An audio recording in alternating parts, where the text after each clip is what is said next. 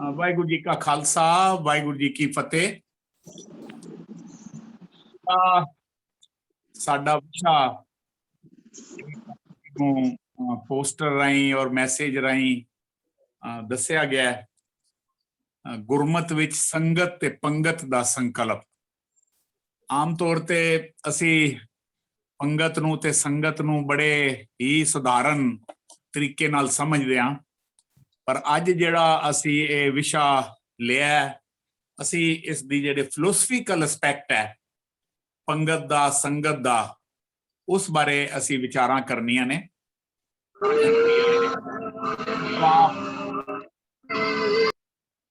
ਜਾਂ ਤਬਦੀਲੀ, ਮੈਂ ਫਿਰ ਇੱਕ ਵਾਰ ਰਿਪੀਟ ਕਰਾਂ, ਕੋਈ ਵੀ ਇਨਕਲਾਬ ਜਾਂ ਤਬਦੀਲੀ ਉਸ ਸਮੇਂ ਤੱਕ ਨਹੀਂ ਹੋ ਸਕਦੀ ਜਦੋਂ ਤੱਕ ਕੋਈ ਸਿਧਾਂਤ ਨਾ ਹੋਣ, ਆਈਡੀਓਲੋਜੀ ਨਾ ਹੋਵੇ, ਆਰਗੇਨਾਈਜੇਸ਼ਨ ਨਾ ਹੋਵੇ, ਸੰਸਥਾ ਨਾ ਹੋਵੇ। ਤਾਂ ਇਸ ਸੰਦਰਭ ਦੇ ਵਿੱਚ ਮੈਂ ਕਹਿ ਸਕਦਾ ਕਿ ਸਿੱਖੀ ਦੇ ਜਨਮਦਾਤਾ ਗੁਰੂ ਨਾਨਕ ਸਾਹਿਬ ਨੇ ਸੰਗਤ ਦੇ ਮਾਧਿਅਮ ਨਾਲ ਲੋਕਾਂ ਦੀ ਮਾਨਸਿਕਤਾ ਪਰਿਵਰਤਨ ਕਰ ਦਿੱਤੀ, ਲੋਕਾਂ ਦੀ ਸੋਚ ਜਿਹੜੀ ਹੈ ਉਹਦੇ 'ਚ ਜੋ ਹੈ ਪਰਿਵਰਤਨ ਲਿਆ ਦਿੱਤਾ, ਔਰ ਪਰਿਵਰਤਨ ਕਰਕੇ ਇੱਕ ਅਲੱਗ ਔਰ ਵਿਸ਼ੇਸ਼ ਤਰ੍ਹਾਂ ਦਾ ਭਾਈਚਾਰਾ ਕ੍ਰੀਏਟ ਕਰ ਦਿੱਤਾ। ਸਿੱਖਾਂ ਦਾ ਨਿਰਾ ਇਹ ਉਪਕਾਰ ਨਹੀਂ ਕਿ ਹਿੰਦੁਸਤਾਨ ਨੂੰ ਖੂਨੀ ਲੁਟੇਰਿਆਂ ਤੋਂ ਆਪਣੀਆਂ ਜਾਨਾਂ ਦੇ ਕੇ ਬਚਾਇਆ, ਸਗੋਂ ਸਿੱਖਾਂ ਨੇ ਦੇਸ਼ ਵਾਸੀਆਂ ਨੂੰ ਜੀਵਨ ਜਾਚ ਵੀ ਸਿਖਾਈ। ਗੁਰੂ ਨਾਨਕ ਸਾਹਿਬ ਨੇ ਦੇਸ਼ ਦੇ ਹਾਲਾਤ ਨੂੰ ਦੇਖਦਿਆਂ ਲੋਕਾਂ ਦੇ ਸੁਭਾਅ ਉਸਾਰੀ ਵੱਲ ਖਿਆਲ ਕੀਤਾ। ਸੁਣੀਏ ਅੰਧੇ ਪਾਵੇ ਰਾਹ ਵਾਲੀ ਗੱਲ ਕਰਕੇ ਇਨਸਾਨ ਨੂੰ ਇਨਸਾਨ ਬਣਾਉਣਾ ਚਾਹਿਆ, ਯਾਨੀ ਗੁਰੂਆਂ ਨੇ ਮਿਲ ਕੇ ਬਹਿਣਾ ਸਿਖਾਇਆ ਸੰਗਤ ਤੇ ਪੰਗਤ ਦੇ ਜਿਹੜੇ ਕਨਸੈਪਟ ਨਾਲ, ਸੰਕਲਪ ਨਾਲ। ਸੰਗਤ ਨੂੰ ਅਗਰ ਅਸੀਂ ਦੇਖੀਏ ਤੇ ਸੰਗ ਪਲੱਸ ਗਤੀ, ਇੱਕ ਨਾਉਨ ਹੈ, ਇੱਕ ਵਰਬ ਹੈ।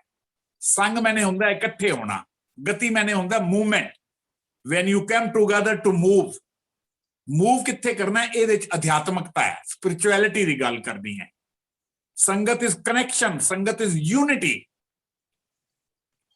ਦੇਖੋ, ਸੰਗਤ ਸ਼ਬਦ ਜਿਹੜਾ ਹੈ ਇਹ ਪਾਲੀ ਭਾਸ਼ਾ ਦੇ ਸ਼ਬਦ ਸੰਗ ਦਾ ਪੰਜਾਬੀ ਤੇ ਵਿਕਸਿਤ ਰੂਪ ਹੈ। ਸੰਗਤ ਤੋਂ ਭਾਵ ਸੰਗਠਨ ਜਾਂ ਜਥੇਬੰਦੀ। ਸੰਗਤ ਕਿਸੇ ਦਾ ਸੰਗ ਕਰਨਾ ਅਰਥਾਤ ਨਾਲ ਬੈਠਣਾ। ਔਰ ਇੱਕ ਗੱਲ ਬੜੀ ਧਿਆਨ ਰੱਖਣ ਵਾਲੀ ਹੈ ਕਿ ਸਿੱਖੀ ਵਿੱਚ ਇਕਾਂਤ ਜਾਂ ਇਕਾਂਤਵਾਸ ਨੂੰ ਰੱਦ ਕੀਤਾ ਗਿਆ ਹੈ, ਰਿਜੈਕਟ ਕੀਤਾ ਗਿਆ ਹੈ। ਸਿੱਖੀ ਸਮਾਜਿਕ, ਧਾਰਮਿਕ, ਰਾਜਨੀਤਿਕ ਨਿਸ਼ਾਨੇ ਵਾਲਾ ਮਤ ਹੈ। ਇਸ ਲਈ ਸਿੱਖੀ ਆਪਣੇ ਅਨੁਯਾਈਆਂ ਨਾਲ, ਡਿਸਾਈਪਲਸ ਨੂੰ ਸਮਾਜ ਵਿੱਚ ਵਿਚਰਨ ਦੀ ਆਗਿਆ ਦਿੰਦਾ ਹੈ, ਸਮਾਜ ਵਿੱਚ ਵਿਚਰਨ ਦਾ ਸੰਦੇਸ਼ ਦਿੰਦਾ ਹੈ। ਸਿੱਖ ਧਰਮ ਅਨੁਸਾਰ ਪਰਮਾਤਮਾ ਕਿਸੇ ਵਿਸ਼ੇਸ਼ ਸਥਾਨ ਤੇ ਨਹੀਂ ਹੈ, ਬਲਕਿ ਕਿਹਾ ਗਿਆ ਕਿ ਇਹ ਪਰਮਾਤਮਾ ਸੰਗਤ ਵਿੱਚ ਵਸਦਾ ਹੈ। ਭਾਈ ਗੁਰਦਾਸ ਜੀ ਨੇ ਬੜੀ ਖੂਬਸੂਰਤੀ ਨਾਲ ਕਿਹਾ ਕਿ ਇੱਕ ਹੋਵੇ ਤਾਂ ਸਿੱਖ, ਦੋ ਸਿੱਖ ਇਕੱਠੇ ਹੋ ਜਾਣ ਤਾਂ ਸੰਗਤ, ਤੇ ਪੰਜ ਹੋ ਜਾਣ ਤਾਂ ਪਰਮੇਸ਼ਰ ਰੂਪ ਹੋ ਜਾਂਦੇ ਨੇ। ਇੱਕ ਸਿੱਖ, ਦੋਵੇਂ ਸਾਧ ਸੰਗ, ਪੰਜੀ ਪਰਮੇਸ਼ਰ। ਤੋ ਇਹ ਸੰਗਤ ਦਾ ਜਿਹੜਾ ਕਨਸੈਪਟ ਹੈ ਇਹ ਦੂਸਰੇ ਮਜ਼ਹਬਾਂ ਵਿੱਚ ਵੀ ਹੈ। ਇਸਲਾਮ ਵਿੱਚ ਇਸਨੂੰ ਉਮਤ ਤੇ ਜਮਾਤ ਕਹਿੰਦੇ, ਆਦਿ ਸ਼ਬਦ ਇਹਦੇ ਲਈ ਪ੍ਰਚਲਿਤ ਨੇ। ਬੁੱਧ ਧਰਮ ਵਿੱਚ ਸੰਘ ਹੈ, ਸਿੱਖੀ ਵਿੱਚ ਜਿਹੜਾ ਇਸ ਦੇ ਲਈ ਸ਼ਬਦ ਹੈ ਉਹ ਸੰਗਤ ਹੈ। ਔਰ ਗੁਰਮਤ ਵਿੱਚ ਸੰਗਤ ਦੀ ਮਹੱਤਤਾ ਇੰਨੀ ਅਧਿਕ ਹੈ ਕਿ ਸੰਗਤ ਨੂੰ ਗੁਰੂ ਨਾਲੋਂ ਵੀ ਉਚੇਚਾ ਦਰਜਾ ਦਿੱਤਾ ਜਾਂਦਾ ਹੈ। ਵਿੱਚ ਸੰਗਤ ਹਰ ਪ੍ਰਭ ਵਸਤੇ ਜੀਓ, ਜਾਂ ਆਮ ਤੌਰ ਤੇ ਗੁਰੂ 20 ਵਿਸ਼ਵੇ ਤੇ ਸੰਗਤ 21 ਵਿਸ਼ਵੇ।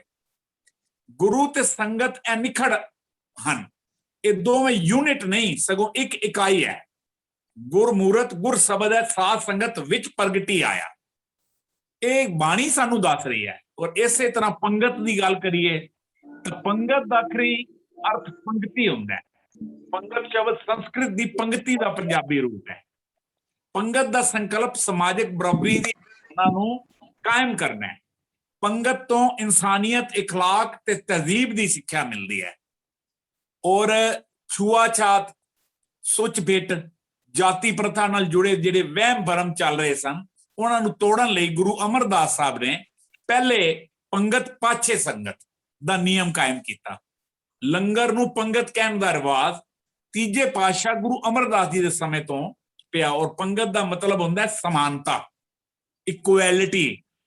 संगत व्यक्तियों की समीपता नहीं, ये मनां दी सांझ है, दिलों की एक सुरता है। और पंगत जिहड़ी है ये फिजिकली, जिहड़ी मैं पहले गल की छुआछात वाली गल या वहम भरमा की गल। और इस तरह अगर इंडियन फिलॉसफी देखिए तो भगती लहर ते धर्म साधना के खेतर में संगत सत्संगत का बहुत महत्व है। लगभग विश्व के हर धर्म ग्रंथ विच, हर स्क्रिप्चर दे विच संगत की बड़ी उपमा ते महिमा की मिलती है। सत संगत धर्म साधना की वह पवित्र संस्था है। इनू बड़ा समझना कि सत संगत धर्म साधना की वह पवित्र संस्था है जिथे परमार्थ की सिद्धांतक ते व्यवहारक सिक्ख्या प्राप्त होती है। या कह सकते हैं सत संगत रूहानियत की वह स्टेज है जिस नाल रब्बी इश्क का पाठ पढ़ाया जाता है। हालांकि आम साधारण जीवन असी मनुखी शख्सियत की सिरजना के संबंध दे संगत का बहुत महत्वपूर्ण स्थान जो है असी समझते हैं। जे कहते हैं कि किसी मनुख नूं पहचानना होवे तां इह हुंदा कि उहदी किस चीज नाल, उहदी किहदे नाल संगत है। तो गुरु नानक साहब ने अपने मिशन का आरंभ ही संगत तो कीता सी। तो अज दा जिहड़ा है विषय पंगत, संगत ते पंगत, वो बड़ा फिलोसफिकल है। और ये विषय प्रिंसीपल नरिंदरपाल सिंह जी जिहड़े साडे इस कोर्स नाल शुरू तो जुड़े हुए ने, मैं वो विषय करन जा रहे हैं। मैं उन्होंने बेनती करांगा सर कि ये जिहड़ा अज दा विषय है कि गुरमत विच संगत ते पंगत दा संकल्प जिहड़े बड़े भरम भुलेखे साडे विच ने, या साडी आने वाली पनीरी नूं असीं जो भरम भुलेखे साडे जिहड़े अज दे संगत ते पंगत नूं जो शो ऑफ हो रहा है उस नूं असीं वो भरम भुलेखिਆਂ नूं अज दूर करना है और अपने बच्चों नूं इस दे नवां जिहड़ा फिलोसफिकल एस्पैक्ट है उस बारे करना है। सर आप जी अगे बेनती है कि आप इस विषय की अगे गल करो जी। वाहिगुरू जी का खालसा, वाहिगुरू जी की फतेह। मैं मशहूर हाँ ते शुक्रगुजार हाँ कि अज आप जी दे रूबरू दर्शन कर रहे हैं। और ऑनलाइन है पर संगत जुड़ी हुई है और इस नाल चंगा उत्साह मिल रहा है। जिवें कि हुणे चेयरमैन साहब गल कर रहे सन कि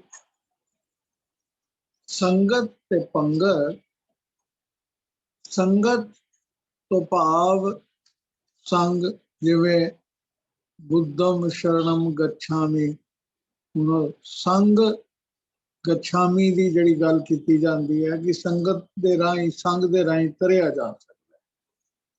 ते गुरु पातशाह जदों गल करते ने संगत की तां सत संग सतगुर की टकसाल है जित हर गुर सिखा। हुण बच्चा एक स्कूल ज्वाइन करता है कि उन्होंने समाज दे गुना दी, समाजिक रहन सहन की कोई समझ आवे। तो साहब श्री गुरु ग्रंथ साहब के अंदर जिहड़ी गल की गई है, जित हर गुर सिखा, जिथे हरि गुना दी सिक्ख्या मिलती है वो संगत किहड़ी है? सत्संग सतगुर टकसाल है कि जिहड़ी सतगुर दी टकसाल, सतगुर का जिहड़ा स्कूल है वो संगत है। जिवें हुणे गल कर रहे सन कि सतगुरु ने संगत नूं जिहड़ा दर्जा दिता है गुरु तो भी वध दिता है कि गुरु 20 विश्व है ते संगत 21 विश्व है, कि संगत गुरु तो भी वध के उसनूं गल की गई है। फिर जिहड़ी गल आखी गई कि विच संगत हर प्रभ वसे जियो, संगत विच ही तां हरि प्रभु वसदा है। हुण गुरसिख दे नितनेम दे अंदर जिहड़ी रहत मर्यादा दे अंदर गल की गई है कि गुरसिख ने अमृत वेले उठ करके सब तो पहला नाम बाणी का अभ्यास करना है। भाव निज तौर पे उसने वाहिगुरु मंत्र का जाप, गुरबाणी नितनेम करना ते उस तो बाद संगत के दर्शन करना गुरुद्वारे जाकर। कि संगत रोज करन दी जिहड़ी गल है, पर इत्थे गल आंदी है कि संगत किहड़ी है। पातशाह बाणी विच ही फरमाउंदे हन, सत्संगत कैसी जानिए जिथे एको नाम वखाणीए, एको नाम हुक्म है, नानक सतगुर दिया बुझाए जियो। संगत केड़ी है जिथे इको नाम दा वख्यान होंदा है। इको नाम तो भाव जिथे उस प्रभु परमात्मा दी गुणा दी विचार हो रही है, जिथे इको नाम दी गल कीती जा रही है, नाम जपिया जा रहा है, नाम सुनिया जा रहा है, नाम ते विचार हो रही है, नाम बाणी का अभ्यास किया जा रहा है, जिथे रल के एक गल हो रही है। देखिया जावे तां असी हर वेले कोई ना कोई संगत कर रहे हो। बंदा भावें वेला बैठा है पर अपने ख्यालों की संगत में बैठा है। ये भी हो सकता है वो ख्याल किहो जे ने, ਉਹਦੇ ख्याल दुनियावी ख्याल ने या अध्यात्मक ख्याल ने। मनुख कोई पुस्तक पढ़ रहा है ते लेखक दे विचारां दी संगत कर रहा है। मनुख कला बैठा है अपनियां यादां दे विच, ओ पिछले पास्ट विच बीते समय दे अंदर ਜਿਹੜੇ भी ਉਹਦੇ ਚੰਗੇ ਮੰਦੇ अनुभव ने ਉਹਨਾਂ ख्यालों ਦੇ ਵਿੱਚ भी ਉਲਝਿਆ ਹੁੰਦਾ ਹੈ ਤੇ ਉਹ ਉਹਨਾਂ ख्यालों ਨੂੰ ਵੇਖ ਵੇਖ ਕੇ ਕਦੀ ਖੁਸ਼ ਹੁੰਦਾ ਹੈ, ਕਦੀ ਨਾਰਾਜ਼ ਹੁੰਦਾ ਹੈ, ਕਦੀ ਉਸ ਉੱਤੇ ਹੱਸਦਾ ਹੈ, ਕਦੀ ਉਸ ਤੋਂ ਗਿਲਾਨੀ ਆਉਂਦੀ ਹੈ। ਭਾਵ ਅਸੀਂ ਕਦੀ ਤਾਂ ख्यालों ਦੀ ਸੰਗਤ ਕਰ ਰਹੇ ਹਾਂ, ਕਦੀ ਆਪਣੇ ਭੂਤ ਤੇ ਭਵਿੱਖ ਦੀ ਵੀ ਸੰਗਤ ਕਰ ਰਹੇ ਹੁੰਦੇ ਹਾਂ ਕਿ ਅਸੀਂ ਜਿਹੜਾ ਕੰਮ ਕਰਨਾ ਹੈ ਉਹਦੇ ਬਾਰੇ ਕਿ ਮੈਂ ਇੱਥੇ ਜਾਵਾਂਗਾ, ਇਉਂ ਕਰਾਂਗਾ ਕੰਮ, ਮੈਂ ਇਉਂ ਰਸਤਾ ਲਵਾਂਗਾ। ਭਾਵ ਉਹ ਸੰਗਤ ਹਰ ਵੇਲੇ ਕਿਸੇ ਨਾ ਕਿਸੇ ਚੀਜ਼ ਦੀ ਕਰ ਹੀ ਰਿਹਾ। ਪਰ ਪਾਤਸ਼ਾਹ ਸਾਨੂੰ ਡਿਲਿਮਿਟ ਕਰਦੇ ਕਿ ਅਸੀਂ ਕਿਹੜੀ ਸੰਗਤ ਕਰਨੀ। ਸੰਗਤ ਅਸੀਂ ਕਰੀਏ ਤਾਂ ਸੰਗਤ ਕੈਸੀ ਜਾਣੀ ਹੈ। ਸਤ ਸੰਗਤ, ਸੱਚੀ ਸੰਗਤ ਕਿਹੜੀ ਹੈ? ਉਹੀ ਹੈ ਜਿੱਥੇ ਏਕੋ ਨਾਮ ਵਖਾਣੀ ਹੈ ਤੇ ਏਕੋ ਨਾਮ ਹੁਕਮ ਹੈ, ਨਾਨਕ ਸਤਿਗੁਰ ਲਿਆ ਬੁਝਾਈ। ਸਤਿਗੁਰੂ ਜਿਸ ਨੂੰ ਬੁਝਾ ਦਿੰਦੇ ਨੇ, ਜਿਸ ਗੱਲ ਨੂੰ ਸਾਡੇ ਰਿਵੀਲ ਕਰਦੇ ਨੇ, ਉਹ ਇਹੀ ਹੈ ਕਿ ਸਾਨੂੰ ਹੁਕਮ ਦੀ ਪਛਾਣ ਆ ਜਾਏ। ਹੁਕਮ ਪਛਾਣਨਾ ਨਾਮ ਨਾਲ ਜੁੜਨਾ ਹੈ, ਨਾਮ ਨਾਲ ਜੁੜਨਾ ਸੱਚੀ ਸੰਗਤ ਹੈ। ਤੇ ਜਿਹੜੇ ਵੀ ਗੁਰਸਿੱਖ, ਅਸੀਂ ਅਰਦਾਸ ਵਿੱਚ ਵੀ ਤਾਂ ਇਹੀ ਗੱਲ ਮੰਨਦੇ ਹਾਂ, ਸਹੀ ਪਿਆਰੇ ਮੇਲ ਜਿਨ੍ਹਾਂ ਮਿਲਿਆ ਤੇਰਾ ਨਾਮ ਚਿਤ ਆਵੇ। ਭਾਵ ਅਸੀਂ ਉਹਨਾਂ ਗੁਰਸਿੱਖਾਂ ਦਾ ਮੇਲ ਮੰਗਦੇ ਹਾਂ, ਪਰਮਾਤਮਾ ਪਾਸੋਂ ਉਹਦੀ ਦਾਤ ਮੰਗਦੇ ਹਾਂ ਕਿ ਸਾਡਾ ਗੁਰਸਿੱਖਾਂ ਦੇ ਨਾਲ ਮੇਲ ਮਿਲਾਪ ਹੋਵੇ ਤਾਂ ਕਿ ਸਾਡੇ ਅੰਦਰ ਨਾਮ ਦੀ ਰੋਂ ਚੱਲ ਪਵੇ। ਹੁਣ ਗੁਰੂ ਨਾਨਕ ਪਾਤਸ਼ਾਹ ਜੀ ਨੇ ਵੀ ਜਿਹੜੀ ਸਾਰਿਆਂ ਤੋਂ ਵੱਡੀ ਜਿਹੜੀ ਗੱਲ ਜਿਹੜਾ ਇਨਕਲਾਬ ਲਿਆਂਦਾ ਇਸ ਸੰਸਾਰ ਦੇ ਅੰਦਰ, ਕਿਉਂਕਿ ਸਿੱਧ ਪੁੱਛਦੇ ਨੇ ਕਿ ਤੈਨੂੰ ਕੌਣ ਸ਼ਕਤ ਇੱਥੇ ਲੈ ਕੇ ਆਤੀ। ਭਾਵ ਅਸੀਂ ਤੇ ਇੰਨੀਆਂ ਸਾਧਨਾਵਾਂ ਕਰਕੇ ਸਿੱਧ ਜੋਗੀ, ਸਿੱਧਾਂ ਤੇ ਜੋਗੀਆਂ ਦੇ ਇੰਨੇ ਅਸ਼ਟਾਂਗ ਕਰਕੇ ਤੇ ਜੋ ਸਾਧਨਾ ਕਰ ਕਰਕੇ ਅਸੀਂ ਇਸ ਥਾਂ ਤੇ ਪਹੁੰਚੇ ਹਾਂ। ਤੇ ਬਈ ਤੂੰ ਜਵਾਨ ਮੁੰਡਾ ਦੇ ਇੱਥੇ ਕਿਵੇਂ ਆ ਗਈ? ਸਤ ਸੰਗਤ ਬਾਣੀ ਬਿਨਾ ਦੂਜੀ ਓਟ ਨਹੀਂ ਹੈ ਕਾਈ। ਮੈਂ ਤਾਂ ਇੱਥੇ ਬਾਣੀ ਦੇ ਸਦਕੇ, ਜਿਹੜੀ ਬਾਣੀ ਤੁਰਕੀ ਬਾਣੀ ਹੈ, ਸੰਗਤ ਦੇ ਸਦਕੇ ਮੈਂ ਇੱਥੇ ਪਹੁੰਚ ਗਿਆ। ਗੁਰੂ ਪਾਤਸ਼ਾਹ ਨੇ ਜਿਹੜੀ ਸਾਰੇ ਤੋਂ ਵੱਡੀ ਕਰਾਮਾਤ ਦੱਸੀ ਹੈ ਉਹ ਵੀ ਇਹੀ ਹੈ ਕਿ ਸਾਨੂੰ ਸੰਗਤ ਮਿਲ ਜਾਏ। ਤੇ ਇਸ ਸੰਗਤ ਦੀ ਲੋਚਾ ਅਸੀਂ ਕਰਦੇ ਹਾਂ। ਉਹਾਂ ਜਪੀਏ ਕੇਵਲ ਨਾਮ, ਸਾਧੂ ਸੰਗਤ ਪਾਰ ਗ੍ਰਾਮ। ਉਸ ਸੰਗਤ ਵਿੱਚ ਜਾ ਕਰਕੇ ਨਾਮ ਜਪੀਏ ਤੇ ਇਹ ਸਾਨੂੰ ਪਾਰ ਗ੍ਰਾਮ, ਪਾਰ ਇਸ ਸੰਸਾਰ ਤੋਂ ਪਾਰ ਜਿਹੜਾ ਵਾਹਿਗੁਰੂ, ਇਸ ਸੰਸਾਰ ਦੀਆਂ ਖਿੱਚਾਂ ਤੋਂ ਬਾਹਰ ਜਿਹੜਾ ਵਾਹਿਗੁਰੂ, ਜਿਸ ਦੀ ਸਾਡੀ ਸੱਚੀ ਲਿਵ ਹੈ, ਜਿਸਨੇ ਸਾਨੂੰ ਭੇਜਿਆ, ਉਸ ਤੱਕ ਮਿਲਾਪ ਕਰਨ ਦਾ ਢੰਗ ਵੀ ਜਿਹੜਾ ਹੈ ਉਹ ਉਹਾਂ ਜਪੀਏ ਕੇਵਲ ਨਾਮ ਦੇ ਰਾਹੀਂ ਇਸ ਸੰਗਤ ਨੂੰ ਪਾਇਆ ਜਾ ਸਕਦਾ ਹੈ। ਤੇ ਜਦੋਂ ਸਾਨੂੰ ਸੰਗਤ ਮਿਲ ਜਾਂਦੀ ਹੈ ਤਾਂ ਸਾਡਾ ਜੀਵਨ ਸੌਰ ਜਾਂਦਾ ਹੈ।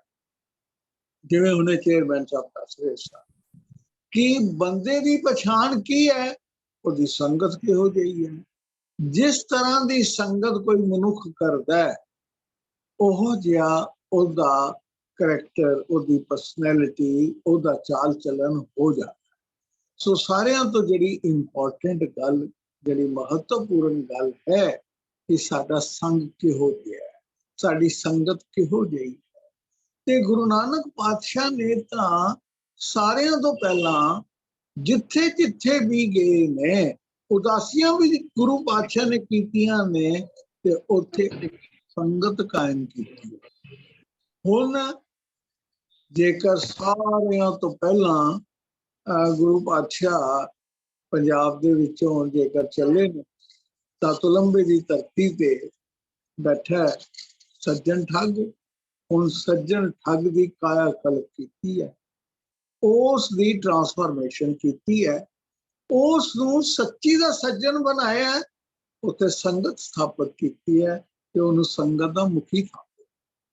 ਜੇਕਰ ਚਤਰਦਾਸ ਪੰਡਤ ਬਨਾਰਸ ਦੇ ਵਿੱਚ ਹੈ, ਜਿਹੜਾ ਪੁੱਛਦਾ ਸਾਲਗ੍ਰਾਮ ਵਿੱਚ ਪੂਜ ਮਨਾਵੋ, ਸੁਖਰੀ ਤੁਲਸੀ ਮਾਲਾ, ਰਾਮ ਨਾਮ ਜਾਂ ਬੇੜਾ ਬਾਂਧੋ, ਦਿਆ ਕਰੋ ਦਿਆਲਾ, ਕਾਹੇ ਕਲਰਾ ਸੁਚੋ ਜਨਮ ਗਵਾਵੋ, ਕਾਚੀ ਢੈਗ ਦੀਵਾਰ ਕਾਹੇ ਗਚ ਲਾਵੋ।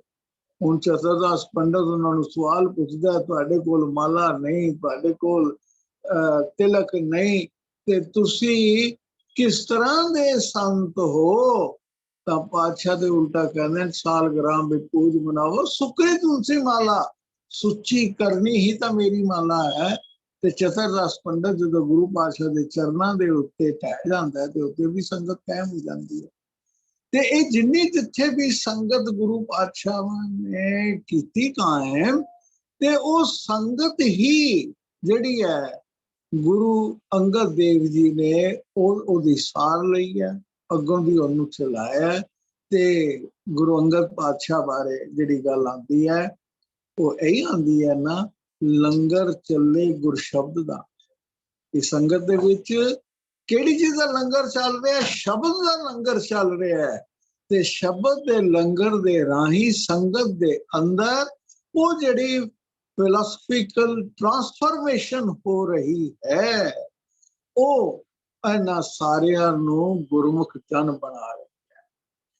ਹੁਣ ਇੱਕ ਵੇਲਾ ਹੈ, ਇੱਕ ਗੱਲ ਹੈ, ਵੇਖਣ ਵਾਲੀ ਗੱਲ ਹੈ ਕਿ ਗੁਰੂ ਪਾਤਸ਼ਾਹ ਕਹਿੰਦੇ ਨੇ ਖੱਤਰੀ ਬ੍ਰਾਹਮਣ ਸੂਦ ਵੈਸ ਉਪਦੇਸ਼ ਚੋ ਵਰਨਾ ਕੋ ਸਾਂਝਾ। ਚੋ ਵਰਨਾ ਦੇ ਵਿੱਚ ਚੋ ਵਰਨਾ ਨੂੰ ਇੱਕ ਕਰਨ ਦੀ ਜਿਹੜੀ ਗੱਲ ਆਉਂਦੀ ਹੈ, ਜਿਹੜੀ ਏਕਤਾ ਦੀ ਗੱਲ ਆਉਂਦੀ ਹੈ, ਮਨੁੱਖਤਾ ਸਾਰਿਆਂ ਦੇ ਅੰਦਰ ਮਨੁੱਖਤਾ ਦੀ ਜਿਹੜੀ ਗੱਲ ਆ ਜਾਂਦੀ ਹੈ, ਉਹ ਗੁਰੂ ਪਾਤਸ਼ਾਹ ਇਸ ਬਾਰੇ ਇਸ ਗੱਲ ਨੂੰ ਪੱਕਾ ਕਰਦੇ ਨੇ। ਹੁਣ ਗੁਰੂ ਅਮਰਦਾਸ ਜੀ ਦੇ ਵੇਲੇ ਤਾਂ ਗੱਲ ਹੋਰ ਪੱਕੀ ਹੋ ਜਾਂਦੀ ਹੈ ਕਿ ਜਿੱਥੇ ਜਿੱਥੇ ਵੀ ਸੰਗਤ ਹੈ 22 ਮੰਜੀਆਂ ਸਥਾਪਿਤ ਕਰਕੇ ਉਹਨਾਂ ਸੰਗਤ, ਉਹਨਾਂ ਜਿਹੜੇ ਇਲਾਕੇ ਵਿੱਚ ਸੰਗਤ ਹੈ ਉਹਨਾਂ ਨੂੰ ਇੱਕ ਆਰਗੇਨਾਈਜੇਸ਼ਨ, ਇੱਕ ਸੰਗਠਨ, ਉਹਨਾਂ ਦੇ ਵਿੱਚ ਇਹ ਜਿਹੜਾ ਕਾਰਜ ਹੈ ਪੂਰਾ ਤੇ ਪੱਕਾ ਹੋ ਜਾਂਦਾ।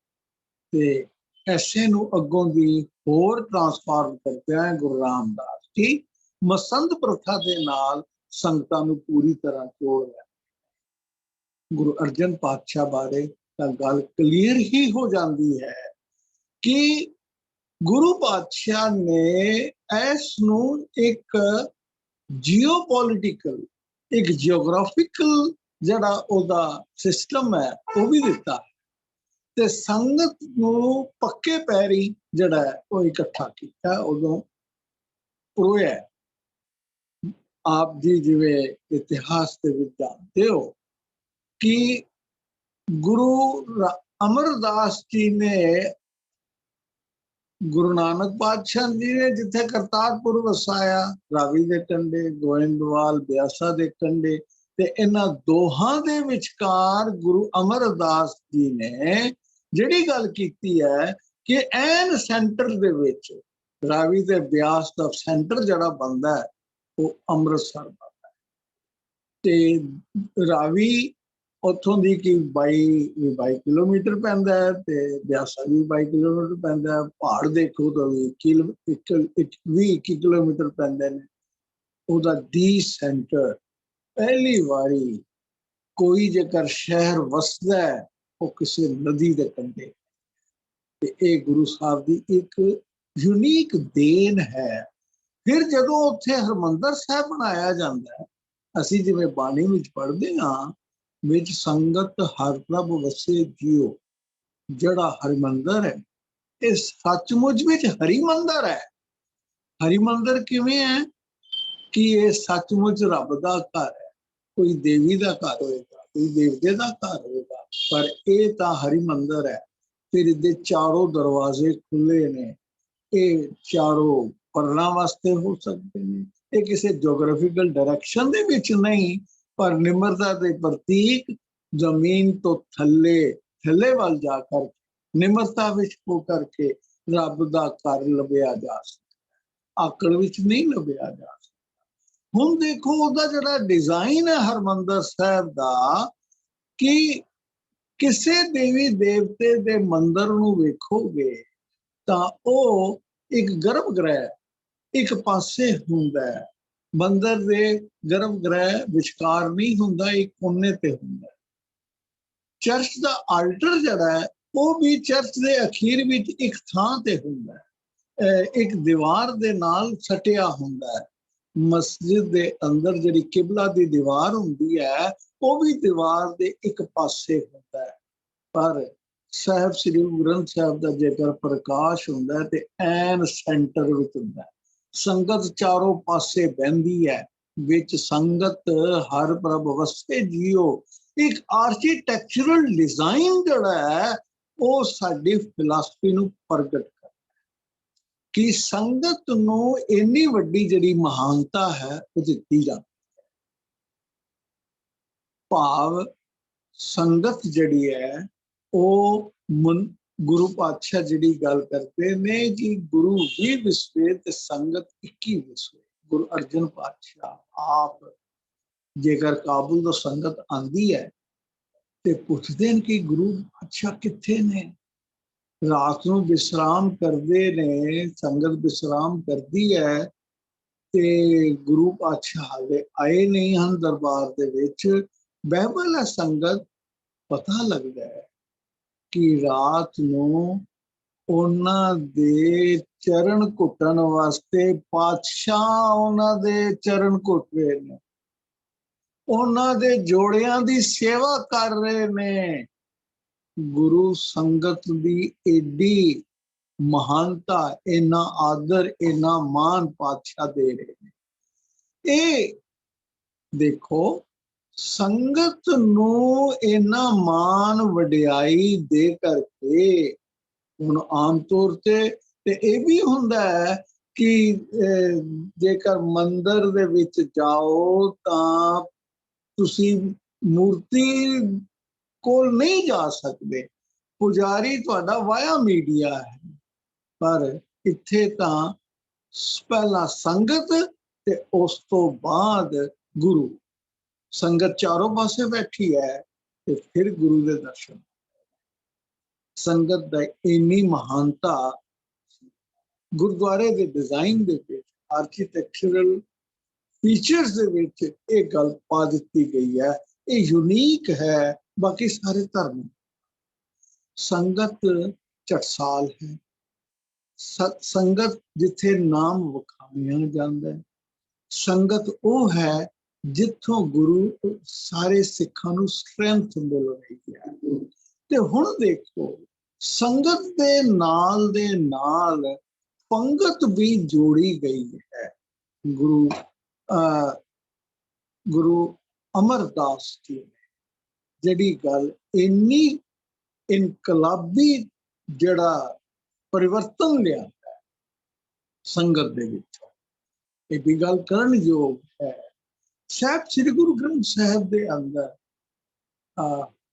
ਅੰਗ 315 ਦੇ ਉੱਤੇ गोड़ी की वार श्लोक वाला चौथा है, जिथे आंदा है कि तपा ना होवे लोभी, ते फिर ये भी गल आखी जाती है कि 7 जना ने एक गल विचारी कि ये तपा ना होवे लोभी है।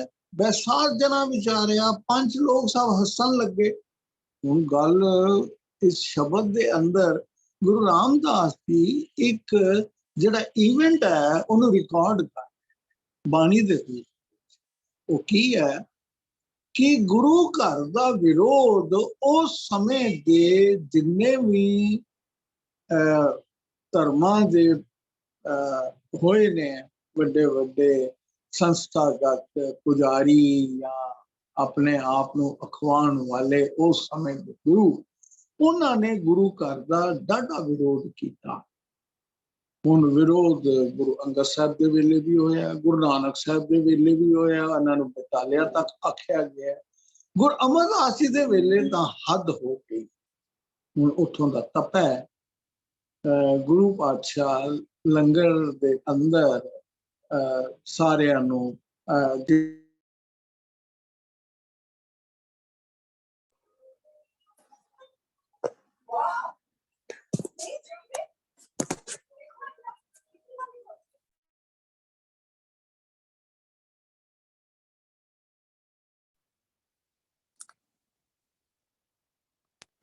ते सर हाँ जी, ठीक है, ठीक।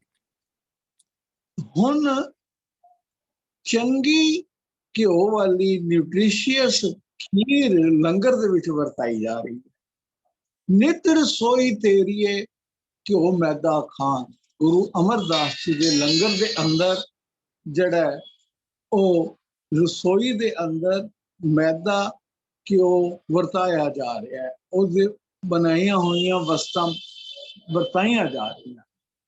हुण ये जिहड़ी गल सी कि जेकर उत्थे दुध ते चावल ने ते खीर बनाई जा रही है, घ्यो है, इत्थे रोज लंगर दे विच पौष्टिक आहार दिता जा रहा है, ते संगतां भी आ रही ने, आस पास के लोग भी आ रहे ने, ते सारे पंगत विच बह के गुरु पातशाह दा जिहड़ा किरपा है उस दे किरपा दे पात्र बन ते तपा है।